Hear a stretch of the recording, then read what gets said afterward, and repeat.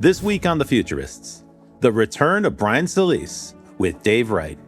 You have to be thinking about the future, and you have to be prepared to be wrong. As Sir Ken Robinson said, if you're not prepared to be wrong, you'll never come up with anything original. And if you don't come up with anything original, you can't be innovative and you can't create new value. So I want people to understand that we have stigmatized being wrong, and that is the worst thing to do right now here as we reimagine the future with AI.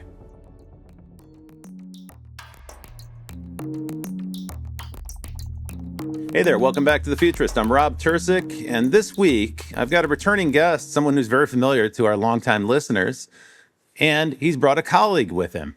So welcome back to the show, Brian Solis. Great to see you again, man. Rob, it is always good to see you. I am excited to be back. It's been too long, and thank you for having us on today. Oh, very happy to do it. I'm excited to hear about your new book, but for our listeners, give us a little catch up because it's been some time since I talked to you. I don't think you've been on the show with me since you joined ServiceNow. So tell us about that.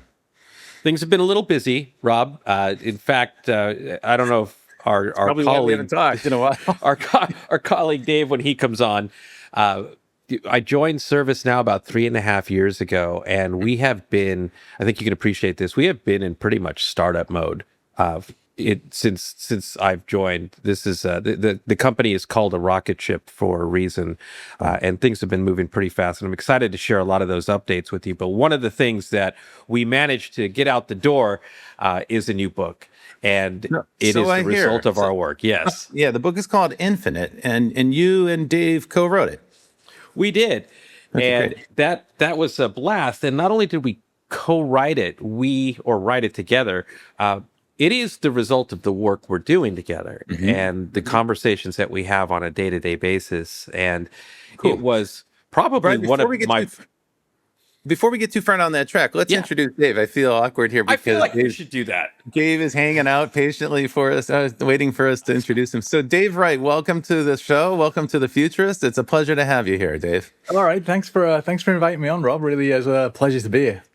Now, Dave, I became aware of you as the Chief Innovation Officer at ServiceNow. Correct. But my understanding is that your mission has changed. Your title and your responsibilities have changed somewhat. So I guess the job title itself is still the same for me. I'm still a Chief Innovation Officer, but the actual role within the team changed. So what we realized was we were called the Innovation Office, and what we were doing was we were looking at technology that was going to affect us in the future. But it was causing a misconception, and I suppose I still get it a little bit, that all the innovation in the entire company sat in this team. And you never want to work for a company where there's a specific group that just does innovation. Innovation should run across your whole company. So what we did was we looked at what we do and we said, well, actually, we're looking at what could happen in the future from a technology perspective. So we rebranded the entire group as ServiceNow Futures. And now we spend a lot of time looking at different technologies, thinking about what that technology means to multiple different layers. So not just what it means to ServiceNow, but we'll start having debates around what does it mean to society? What does it mean to how you change management structures? What does it mean to how you'll run an enterprise? And we take that and we use it to try and influence things that ServiceNow does and the way that ServiceNow thinks. And just to put this in perspective, for folks who might not be familiar with ServiceNow, ServiceNow is in the general category known as software as a service. And in your history, the company was focused on IT, providing tools for IT managers to handle things like, help tickets or support tickets and so forth. Of course, the company's evolved way past that. Dave, I think you just mentioned before we got started that when you joined 15 years ago, there were about 300 employees. Yeah. And now it's this gigantic, sprawling enterprise. So for folks who have not been paying attention to the SaaS field, ServiceNow has been a fast-growing company and it's evolving in many different ways. But AI presents a significant challenge, not just to ServiceNow, but also to your customers. Now, This isn't necessarily a show about ServiceNow, but that'll be helpful context as we go, because we'll probably return to it. What I'd like to do is go back to the book, because Brian had mentioned it earlier, and I'm sorry I cut you off, Brian. I just wanted to make sure Dave got into the chat room here. You're the only one allowed, you and my wife. Okay, great. Okay, so the book's called Infinite, and tell me about that. Unpack that for me. What do you mean by infinite? Dave, you want to kick it off? Yeah, I guess so. So we'd been having all these discussions with different companies where they were all struggling on how they used AI, and they were all struggling with kind of get value back from AI.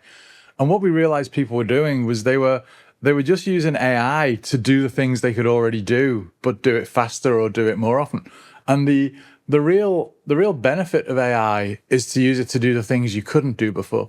So what we started to think about was how could you look at your company, and how could you constantly think about what was next for your company? How could you constantly reinvent it? How could you constantly move on to the next thing by using AI to either provide that function or to free up the resources to allow you to create it? So the end result of this was, could you use this technology to make your company infinite? Not infinite as in it's going to grow forever, because no company's going to grow forever, but could you increase the longevity of the company by thinking about what comes next from a business perspective and using that technology to get there? So it's AI not as a cost-cutting mechanism, but AI as kind of an adaptive resource, a tool to help a company respond to changes and adapt faster. We think, with the way we talk about it, and Brian can go like a little bit more into the modality of AI, but we think of it in two ways. We think of like mode 1 and mode 2. Mode 1's very iterative, where you're just looking to improve efficiency and save cost. Mode 2 is where you're looking to be more innovative and potentially drive the top line of the company. But the reality is you need to do mode 1 and mode 2 at the same time, because mode 1 is what's going to give you the resources to drive mode 2. I see. Okay, so there is some measure of cost-cutting benefit that companies are going to try to obtain. The problem, of course, with the most recent AI deployments at scale in large enterprises, it's been frustrating for them, partly because they just airdropped ChatGPT on a bunch of workers who had no idea what to do with it, and then secondly, there's a whole, I call it a task audit, but it's some sort of inventory of what the company actually does, the workflow of a company. And if you don't do that first, you're not likely to have a successful deployment. I'm sure you've got experience doing this, because this is exactly what y'all do every single day, right? You deal with customers who are trying to figure out how to deploy AI at scale. Have you had a similar experience where there have been where customers are having a hard time figuring out what to do with it? I think, well, Brian, I don't know, do you want to take this, talking about workflows and what that means? I mean, I could start, and please take it on. I feel like there's part of this conversation that I want to sit on, because it's a pretty big leap as to what we propose in the book. But you're right. This task analysis is interesting, because for the most part, so if we think about the way work flows within a company today, it's usually confined to, it could be a particular aspect of work. Earlier, you talked about a help desk, a ticketing system that goes from the person who opens the ticket to the person who has to manage that ticket and bring it to closure. There's a system in between that. There's records that happen in between that, but it usually happens in a confined space, right? And so when you're looking to improve something, it's usually improving that confined space. But that is a finite approach to work. Most of the time, when Dave and I are engaged in conversations with companies, it is looking at ways to improve those workflows. And the goal of that conversation is to make things more efficient, but not always because they thought about the why. So Dave and I, for example, will hear, we want to deflect 50% of inbound, or we want to automate X, Y, and Z. And Dave has the best stories for them, so I'll leave it for him to tell. But when you ask why, you don't get an answer, or you don't get a deep answer. Yeah, it's just usually finding a way to put the technology to work. Where we try to change the conversation, like what Dave was talking about with mode 1 and mode 2. If you're looking at improving what exists today, there also needs to be a conversation looking forward. Does what exists today deserve to work in the year 2030? Or will there be a better way to do this in the future? And if we agree on that, what would it take to do that? So now you start to not just look at the workflow, you're looking at the outcome and working backwards to that outcome. And so what happens is you realize that workflow is not necessarily confined to that vertical silo. we can now look at splitting that work across the enterprise and making a more horizontal approach to how work flows. And that gives you the greatest return on mode 1 to give you the greatest returns to look at mode 2, which then becomes, now that we know that's possible because we asked why and we looked at to what end, what could we do that we couldn't do yesterday? And that becomes sort of the foundation for mode 2. So this is where we try to help companies take a step back and think about the why they're doing things, to then introduce ways that this technology can unlock new value, unlock new opportunities. And Dave, please build on that. So I think one of the challenges that I see with companies is most companies are designed to run around a series of workflows that were created based on scarcity of resource. So most companies are constrained by people. So they put workflows in place to try and make sure everything's done the same way, to try and optimize that process flow so they get as much value as possible out of the limited human resources they've got. But if you suddenly swap that equation and say, well, what would happen if I give you infinite resources? What would happen if I give you agents that could do those jobs? Would those workflows still be relevant? Or is this the opportunity to say, well, let's not define a workflow based on scarcity, let's redefine it based on abundance. And there might be a lot of workflows that aren't relevant anymore. There might be a lot of stages of workflows that aren't relevant anymore. But rethinking that and understanding why you're doing something rather than just how you do it is the big difference. We had so that requires a certain amount of like self-reflection and analysis and some critical thinking about the organization itself, which I will tell you candidly, the big companies I've talked to, they're not engaged in that process. They need an outside partner to help them. They need someone to hold up a mirror and say, look, this is what you really look like.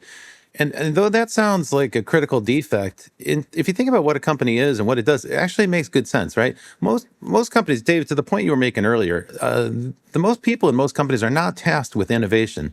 They're tasked with doing last year's job more efficiently next year. That's their job, right? And so they're doing like little incremental improvements along the way, but they're not changing the overall structure, and they're certainly not asking, where does this thing fit in the larger structure? That's not their remit. If you're in a department, you don't ask about the other departments around you. You might have thoughts about it, but it's not part of your responsibility.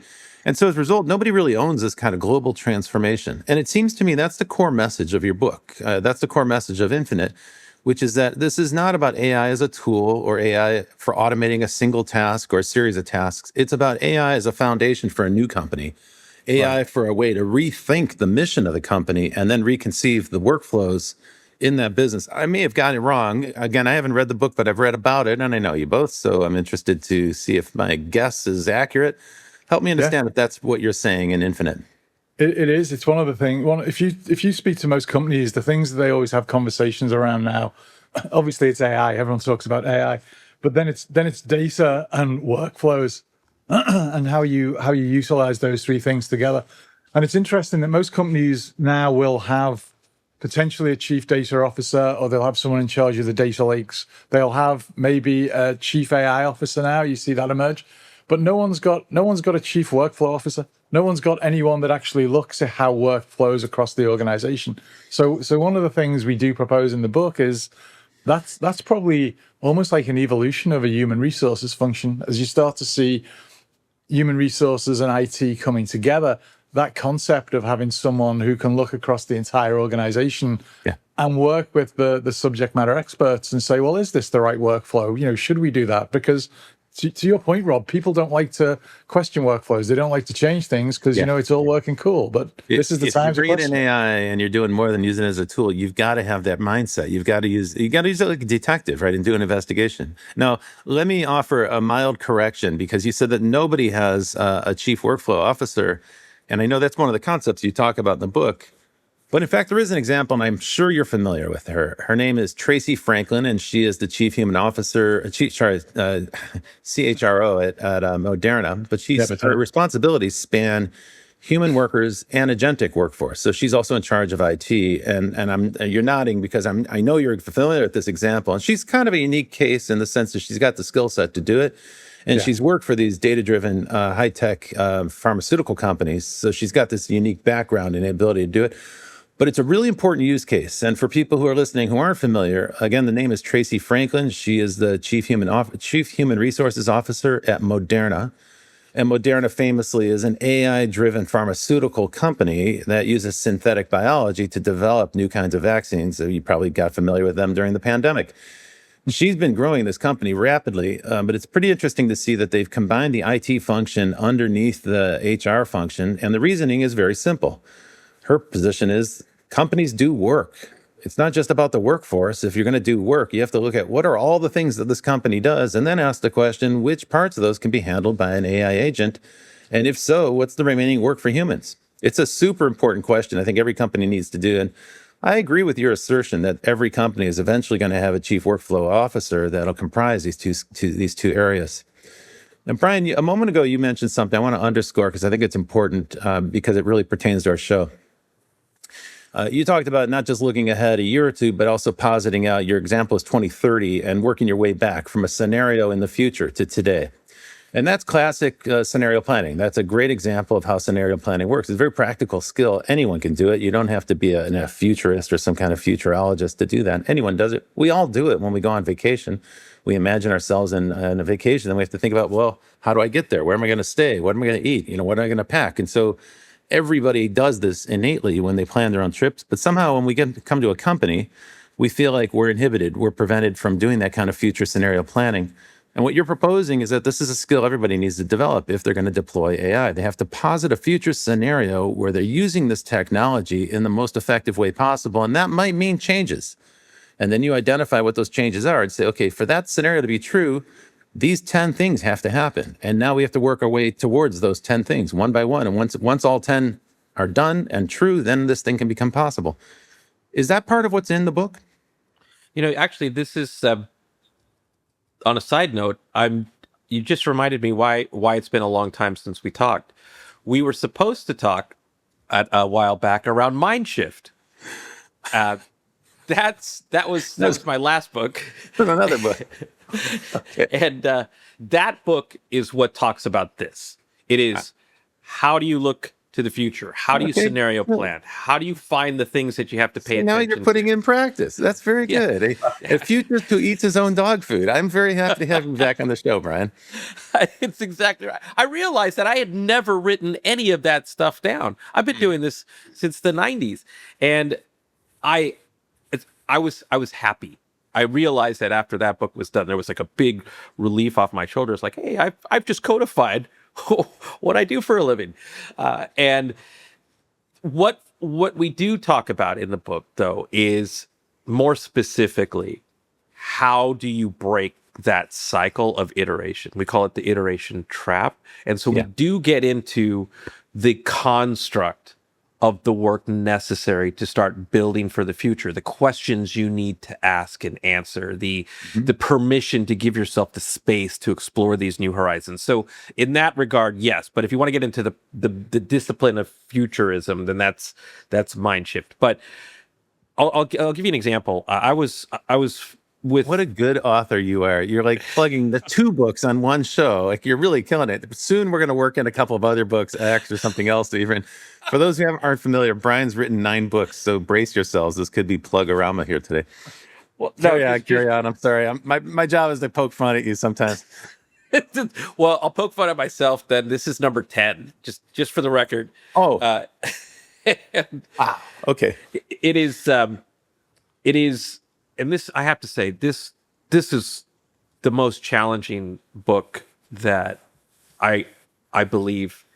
I don't know. Well, Dave, Dave, I don't know how I've written, so I've got no opinion. I don't know how you feel about this, but it was a hard book to write because we see the problem, we see the challenges. We're both big thinkers and doers, but we couldn't just write a book about AI. I think that's what everybody's doing, and the irony is people are using AI to write books about AI. What we wanted to do was solve problems. Here's the big idea, and here's how to get there. And so I'll give you an example. There's on Monday or Tuesday this week, I was with 20 or so CIOs, CDOs with the D representing both data and digital, and then chief transformation officers. And everybody wanted to know about AI. Everybody wanted to understand all of the things that everybody wants to know about. But where the conversation got interesting is where I shared this saturated use case, but I want to talk about it, which is the IKEA example. Because everybody in the room was just talking about cost takeout and efficiency and improving data connections, et cetera, et cetera.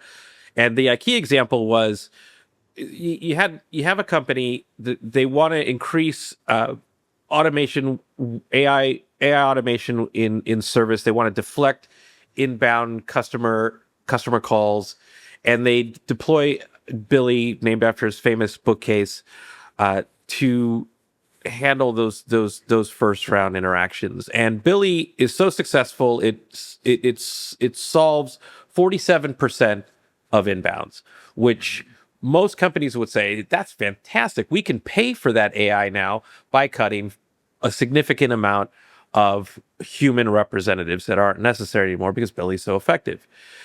Instead, what they did is they studied what the others were about. What is Billy not able to deflect?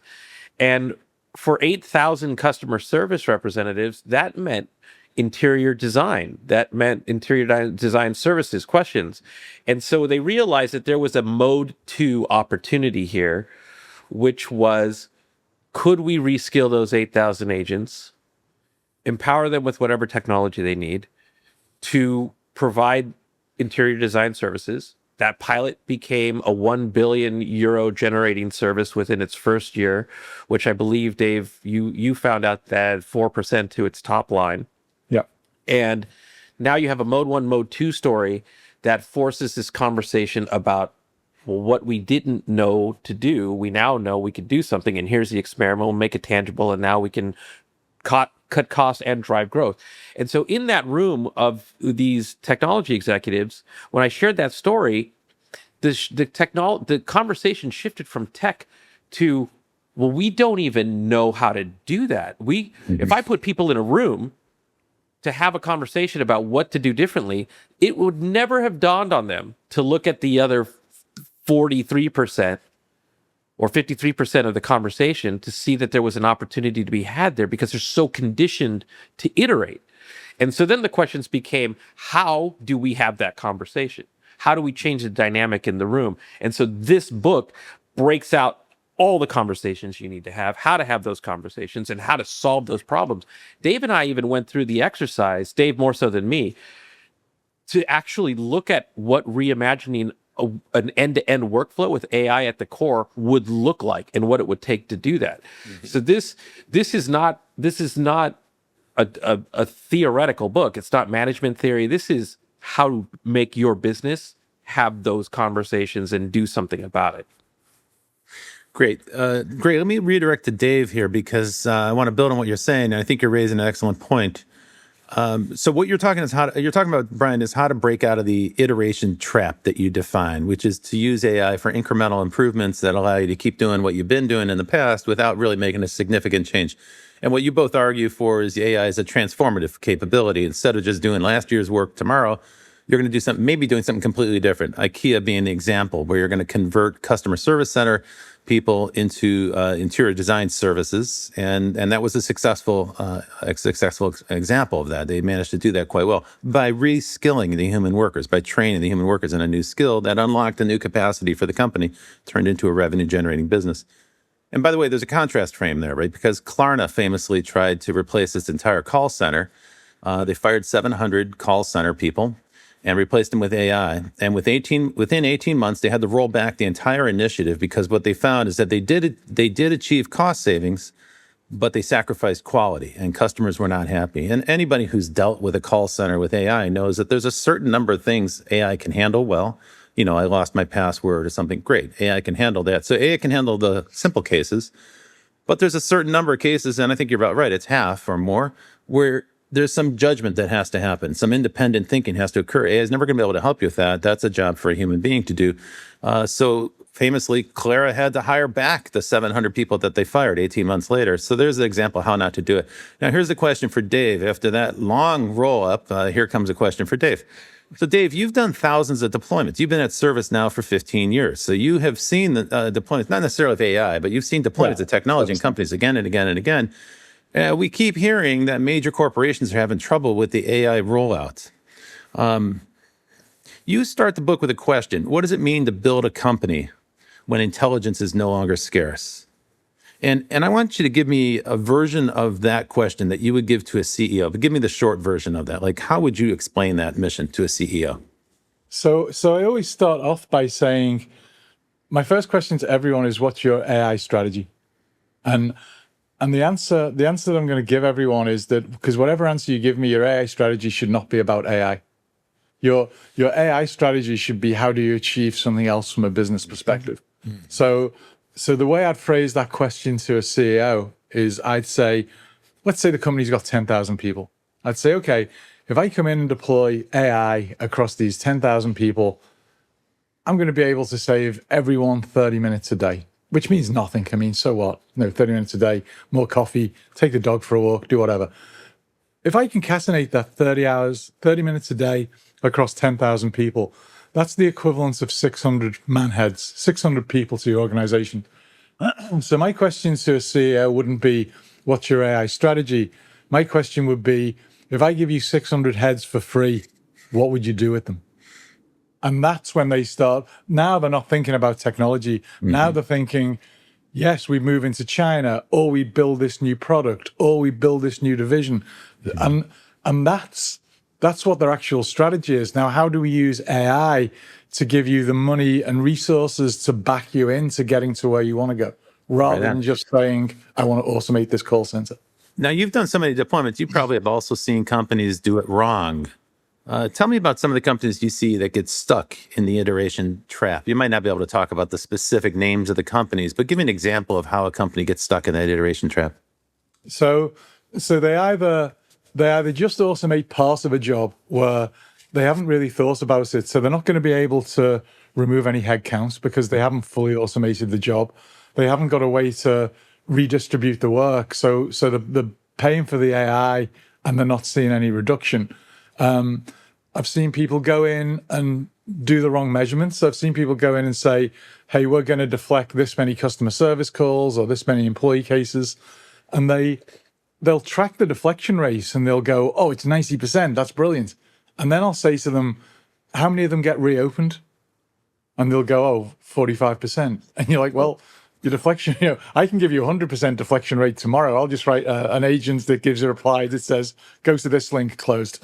But you have to think about metrics in a different way. Or the other one is, I'll go to people who are using AI to code. And they'll say, oh, yeah, we've generated 10 million lines of code using AI. And you're like, is it good code? No, yeah, no. I don't know. It's 10 million lines. It doesn't matter. Now we're going to talk about token maxing. Okay, Right. we're at the brink of some good stuff. Folks, you are listening to The Futurists, and this week I'm talking to Dave Wright and Brian Solis. They are the co-authors of Infinite, How Visionary Leaders Transform Today's Businesses into AI-Forward Companies, a book recently published by Wiley. We're going to come back after a short break and continue the conversation to get a little more futuristic. Hang tight. We'll be back in just a minute. Hey, welcome back to The Futurists. I'm Rob Tercek, and this week I'm talking to Dave Wright and Brian Solis of ServiceNow, and they are the co-authors of a new book called Infinite, which is all about how to deploy AI successfully in a large organization.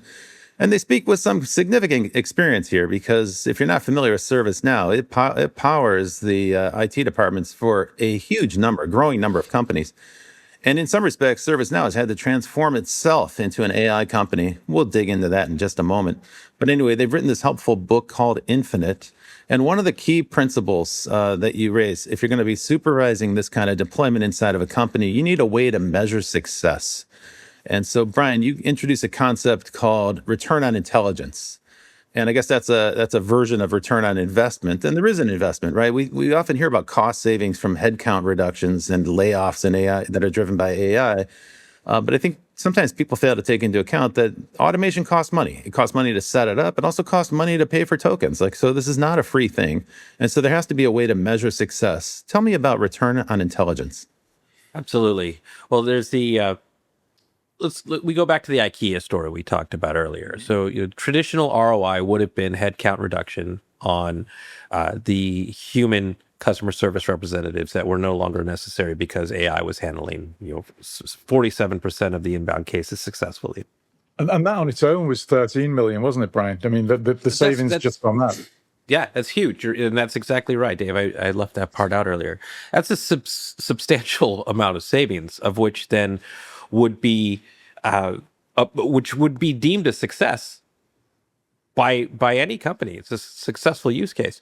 But return on intelligence is a concept with now that you've saved these resources, what do you want to do? Like in Dave's example, with 600 heads, in this case, it was 8,000 heads, and then explore a new business opportunity that can create new value within the organization, which in that case was 1 billion euro in its first year.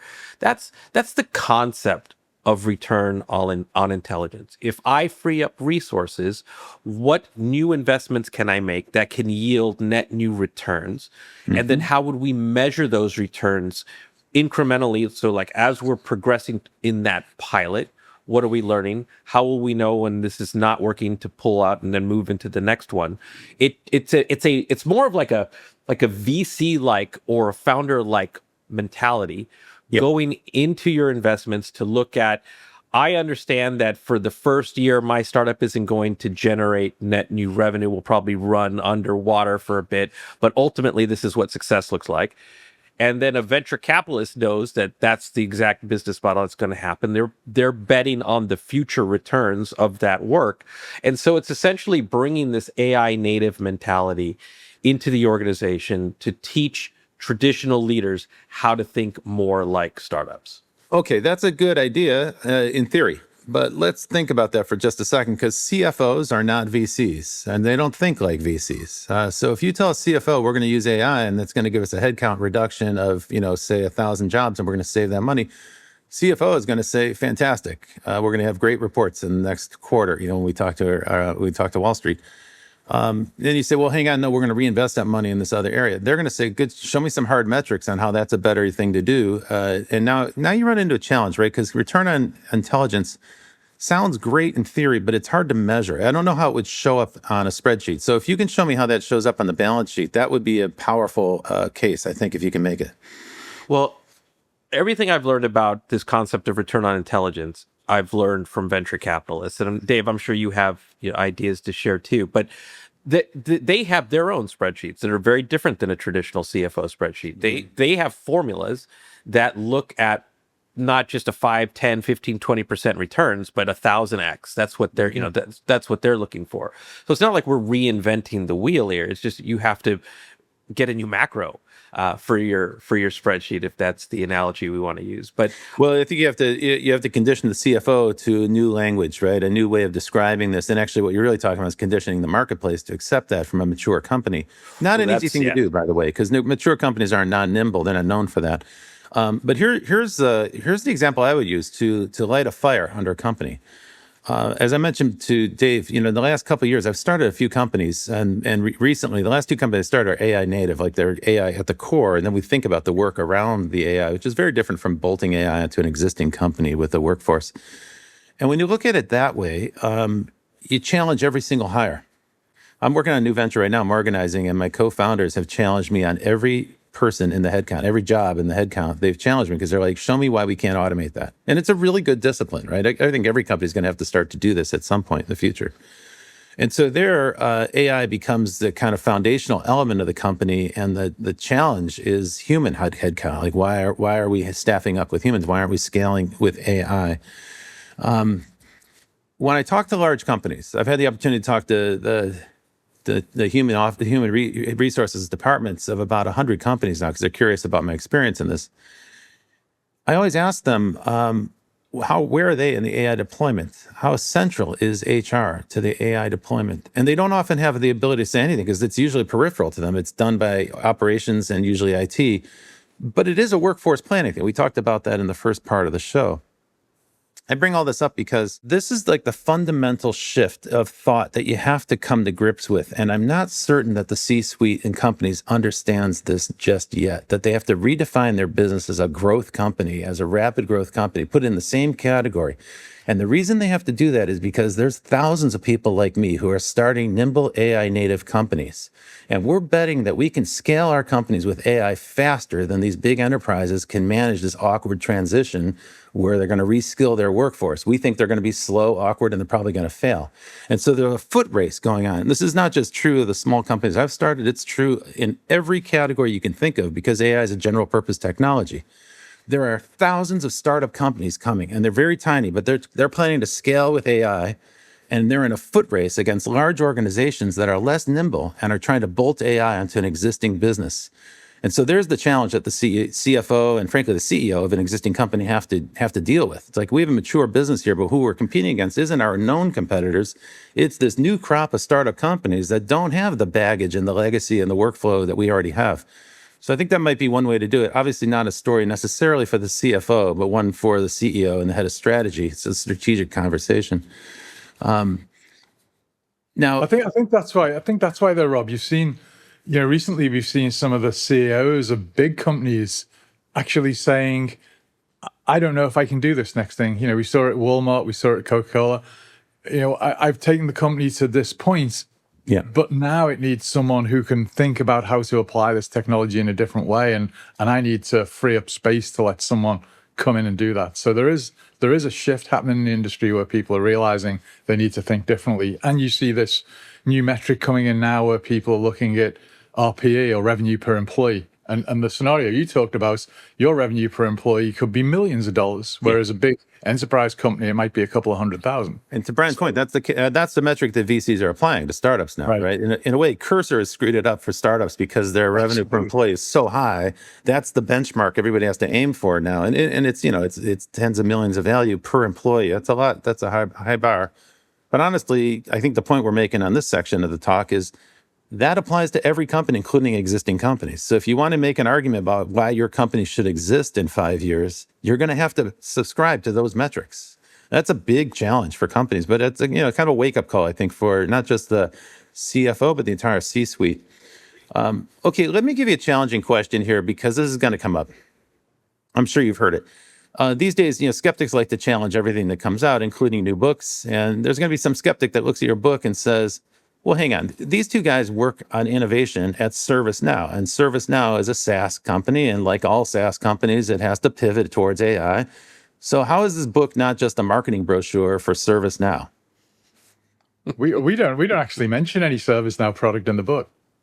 So it is, well, actually, it is a ServiceNow book. We're not making revenue from it. We wrote it on ServiceNow's time, so they can have the money for it. But the concepts are how you deploy AI. It doesn't actually matter what AI you're deploying.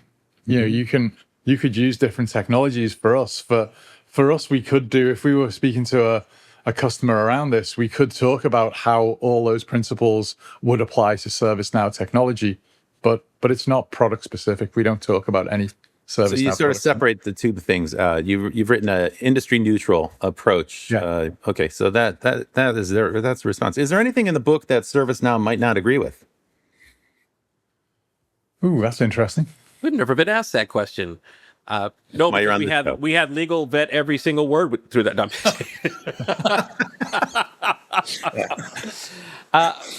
it's hard because I would say, and again, not to make this a commercial about ServiceNow, but we have a CEO in Bill who, in every conversation, is promoting the vision of AI business reinvention. Mm-hmm. We have Ahmed Zavery, who's our chief product officer, who is literally looking at every part of our company in our product development cycles and where we can be AI native. Like, he's having your conversations inside of the company. It's a hard conversation. It's a hard conversation, but it's a necessary conversation. Yeah. We have Gina, our CFO, who is leaning into the front of the office, having strategy roll into her. She's looking at investments for growth. So she has the mindset that you described earlier, that every CFO needs to shift to. So we hope that that's a conversation that doesn't come up at all. What was missing from this equation is the how. How do you reinvent your business with AI at the center of it when we're not talking about the platform? And that book does not exist, by the way, in the market. So we looked long and hard about how are you going to write a book that's different from every other AI book. And we wanted to have a blueprint that we could go into customer meetings with, to not even talk about the platform, but let's get to the heart of your business. Anyone who could have that conversation is deserving to be in that room, and then it puts the company in a better position to have future conversations. It's very true about the other books that are out in the market. So there's a lot of books about AI. There's plenty of books about what is AI, a whole genre of books that tell you about the doom scenario of how AI is going to take our jobs and destroy the world and make life miserable for everybody on the planet. I'm not particularly interested in that particular fantasy. It's a boring category for me. Then there's the other side, the cheerleaders for AI, and there's a bunch of books on that subject. But what they all seem to fall short on is the how. Tell me some practical tips for implementation. And so now let's leave ServiceNow out of the equation, because this isn't really about your company or your employer. Let's talk about your book, Infinite. And let's assume we're talking to a company that's mid-sized. We're talking to the CEO of a company that is a mid-sized company. They don't have a budget for ServiceNow. They are facing AI transformation as a challenge. They're open to it. What advice would you have for that CEO? How would you tell them to be on the infinite side of the ledger instead of the finite side of the ledger? I think a lot of it would start with that same conversation we had before. What do you want to achieve from a business perspective? Ask them what problems they've got. What have you never done as a company because you couldn't do it? You either couldn't afford it or it was too complex to do it, but it's something that you really wanted to do. Having that conversation starts to open the aperture for whereabouts they want to go. And it might be, in a lot of these companies, especially a mid-sized company, it comes around scale. So they'll say, oh, we want to scale bigger, but we can't hire fast enough, or we want to scale bigger, but we haven't got budget. Then you can start to have a different discussion where it's not really mode one, cost reduction. It's not really mode two, thinking about something from an innovation perspective. It's how can you start to automate so you don't need to hire as many people next year? So kind of playing it forward and saying, how can we increase the capacity of your workforce that you want to do without increasing the capacity of your workforce? So start looking at things that aren't essential for a person to do. Start doing analysis of what are the most repetitious tasks that you do. And you're trying to automate those, not to free up resources to get rid of them, but to free up resources to do the other thing that you want people to do. But even getting in that mindset is very difficult for a lot of people. Just being partly because it's hard enough to run a company. You're busy every day just dealing with the now and this quarter, and it's very hard to think. I find a lot of companies don't have a great habit of doing it, and that's why they tend to have an innovation department. Just to bring this all the way around the beginning of our conversation, they have an innovation team or a strategy team, and they kind of dump the problem of the future on the desk of that team. But that's almost always a fail. That's really a tough assignment inside a big organization, because now you're fighting the existing industry, the company. Yeah. There's kind of like an inertia in the company that you have to go against, because you say, no, we should be going in this direction. So if it's not really led from the CEO and the C-suite, it's a tough thing for that innovation team to gain traction. And I wouldn't recommend that. And I think that you don't recommend that either. Like you've said, this is a company-wide phenomenon. It therefore has to be a company-wide initiative. Yeah. Okay, but let's think about it specifically. Let's say there's a company that manufactures packaging, and it's a small company. It's mostly manufacturing with paper products. They're interested in AI. On the other hand, they have no idea what to do with it. So what is your advice for the CEO of a company like that? How would you tell them to begin framing this problem? So I guess in that case, I'd start looking at I'd get them to break down the metrics of where revenue is generated and where it's expended. So understand what happens from a supply chain perspective, understand what happens from a distribution perspective, understand what happens from a product design perspective, from a product marketing perspective. Get all those individual components, and then start to understand which of those components is costing the most for the company. whether it's costing the most from a manpower perspective or whether it's costing the most from a revenue perspective, and start to see if you can apply AI to any of those areas to be able to change that dynamic of people and cost, to be able to either generate budget or resource to do something else. That's your phase one. How do you get them to think about the phase two, the kind of future forward thinking? So that, well, you can step in on this as well, Brian, I guess. But this is where you'd be saying, well, you are now a packaging company doing paper goods.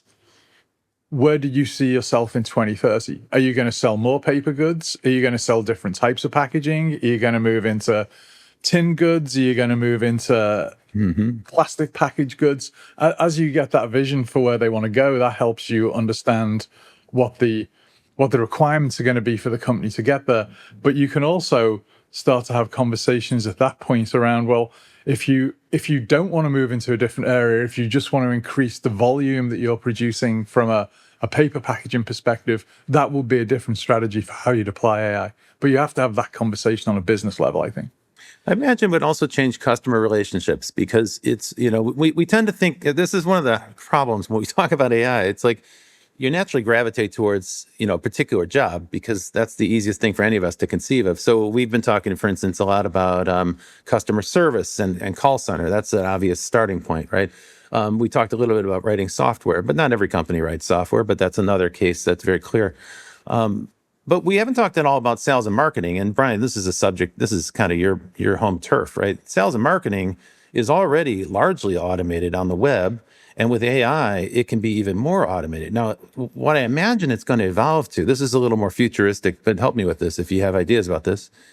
I imagine it's going to evolve it into kind of an engagement system where you'll have an agentic thought partner for your customers. So to use the packaging company, I'm trying to use a really 19th century kind of company as an example here. So like a packaging company, they deal with paper, right? They deal with customers that may need boxes made, right? They're shipping goods. But that company could develop an agent that works with their customers to extract their future thinking. What are they imagining the business of the future is, and what does the packaging need to be, and what might it be? And so then you could create a tool that helps customers envision new products. And that would be incredible market intelligence, first of all, if you could get your customers to engage with that. But secondly, the company can actually start to see a future potential. If multiple customers are interested in a completely new style of packaging or a new delivery of packaged goods, that might be an opportunity for them. And actually, there's a company I have in mind here, which is Avery Dennison, which is a phenomenally innovative company that is constantly coming up with new ways to add, new kinds of seals and new kinds of packages and new kinds of finishes on the package and so forth. So in fact, there is almost an infinite scope for innovation, even a very, very established industry like paper goods. Okay, so we talked about that. Brian, last thing, a little futuristic here. You've written 10 books. You've been future forward your entire career. Tell me, is there any place where you made a forecast in one of your previous books where you got it wrong, where it didn't come to pass?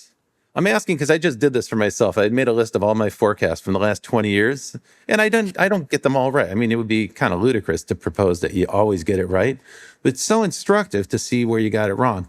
Is there any place, Brian, where you, in your previous books, made a forecast of a future scenario that didn't come to pass? That's a really good question. I don't know, because I'm not in the prediction business. And I think a lot of people believe that's what futurists are. If we go back to your example around scenarios and understanding what signals and trends are going to potentially bring a scenario around, I totally missed COVID.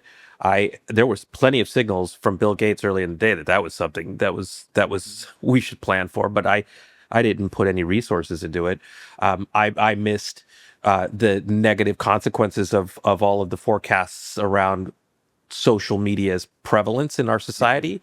And ultimately then, though, before it became a thing, did correct those forecasts that we were on a dangerous path and how it was going to affect politics and also our youth and society. I learned from that and started doing the same thing about how AI is going to do the similar things for us as human beings if we're not careful about how we use it. So I think the thing where I probably could be honest, there's, for every 100 scenarios that I've played out, a big portion of those never happened. So that's fair to say. But I think the answer I'd love to give is that you have to be thinking about the future, and you have to be prepared to be wrong. As Sir Ken Robinson said, if you're not prepared to be wrong, you'll never come up with anything original. And if you don't come up with anything original, you can't be innovative, and you can't create new value. So I want people to understand that we have stigmatized being wrong, and that is the worst thing to do right now here as we reimagine the future with AI. That's great. That's great. The fear of being wrong is what causes inaction. And in this current circumstances, inaction is probably the worst thing that you can do because you're staying stagnant while others are moving ahead. The learning curve is steep on AI for every person who uses it, and the gains are great. Everybody I know who is deeply focused on agentic AI feels like they're behind. Like they're like, I can't sleep, I can't take time off, I have to keep going, I have to keep trying new things because the learning curve is so steep and it evolves so rapidly. So that challenge is something that everybody seems to face. Now, there's one other related thing I want to ask you about because this seems to keep coming up. Just this morning, I read a piece from former Labor Secretary in the United States, Robert Reich, saying that there is now evidence that there is actually impact on the workforce from AI, and it's specifically coming from young workers, so people who are just entering the workforce. And he's saying it's somewhere between 0.5 percentage point and 1 full percentage point of additional unemployment. I don't know if those figures are accurate. I just read it this morning as I was getting ready for the show, but it's an interesting indication. It kind of confirms what we've been hearing anecdotally, which is that people who are graduating from college now are having a tough time finding jobs. Now, there's a lot of reasons why there may not be jobs for entry-level workers. For instance, there's a war, there's an energy crisis, we have tariffs, we have a completely unpredictable foreign policy and a kind of a somewhat erratic administration in terms of changing its policy every month or two. So it's very hard because companies crave stability and they want certainty, and we are in a very uncertain time. And within that context, AI adds another element of uncertainty. So now I have a question for you based on that, which is about apprenticeship. For 100 years, the way you learned how to do your job was you worked for somebody who knew how to do that job, and you had room to make mistakes. You had room to learn on the job. Our United States is not really good at like apprenticeships the way, say, Germany has an entire set of high schools devoted to training people in skilled crafts. We don't really do that in the United States. I don't know why. It just doesn't seem to be what we tend to do. We put that burden on companies. So companies have this internal training responsibility. And in fact, at Moderna, one of the reasons Tracy Franklin is so successful is that she has an innovation program that is there to train people on how to use AI. It's called the AI Academy. It's an upskilling program. So companies have this burden. Now, if they're not hiring young people, where are young people going to get the skills to develop the judgment that allows them to mature into leaders, into managers? And stay tuned for part 2 of the Futurists. It's a showstopper at you. Come on, you take a shot at it. It's an interesting question. I think part of it's because we talked before about how companies need to shift to adapt to the world of AI, and one of the things they do need to adapt to is thinking about the skill sets that they recruit to the organization. So I think if someone's very focused on the type of people they used to recruit in the past, and they're starting to automate some of those tasks, you need to get into that full mindset of, well, what type of jobs do we need in the future? What type of people do we need to fill those jobs? Yeah. Because the skills are there. You just don't need to hire the same people to do the jobs that you were doing in the past. You need to think about the jobs for the future. And we run a whole division called ServiceNow University, and we had a program in that called Rise Up, where we were trying to train, I think originally it was 1 million people we were trying to get trained up on ServiceNow. Now they've moved it up to 3 million, I think. But again, that was all, you could get someone that had a qualification in ServiceNow from an administration or a customization perspective, and that could get them a job. There wasn't people looking at degrees. We run that in universities because you can get graduates coming out that are now skilled in a specific product rather than just skilled in generalization. So it is a society a society problem to fix, but it all comes down to thinking about things a little bit differently. It's a really good point. I'm glad you raise it. when in my little micro companies, I've got a new approach to hiring, which is I generate a job description. Once my partners agree that we need to hire for that position, I generate kind of a list of all the tasks. And I interview candidates with that, and I say, tell me how you would automate. What tasks on this list would you automate, and how would you go about doing it? And that does a couple things for me. First, it tells me that the person is familiar with AI. Second, it shows that they're not afraid to automate their job because they know if they do that, they'll find something else useful to do. But third, it also tells me the degree of understanding that they have about the job and about how to apply AI to the job. So what I'm really screening for there is agency, and I'm trying to recruit high agency people. And to me, this is the workforce of the future. And this is a message not for employers or CEOs. This is a message for all employees who might be listening. If you are not developing high agency skills, if you're not fast forward into leaning into AI right now, you're probably falling behind, and that makes you vulnerable. I think that makes someone even more vulnerable than whether they're a young worker or an old worker or something else. It's how much agency do you have to automate parts of your job? It's a very interesting question when you ask people, even people who are senior roles, how much of your job have you automated? You get varied answers, and sometimes the answer is no, and to me, that's a red flag. Well, John, it's been a pleasure having you on the show. I've really enjoyed it. Folks, you've been listening to Dave Wright and Brian Solis of ServiceNow. They've written this great book. It's called Infinite, How Visionary Leaders Transform Today's Businesses into AI-Forward Companies. And those are the themes that we've been articulating on today's episode. I hope you'll check it out. The book's published by Wiley, and it's available now. And thank you both very much for joining the show. It's been a pleasure chatting with you and catching up with you, Brian. Wonderful to be with you, Rob. Thank you so much. Great fun. All right, thanks. Take care. And folks, we'll be back next week with another group of futurists who are thinking about and shaping the future the way they see it. Until then, we'll see you in the future.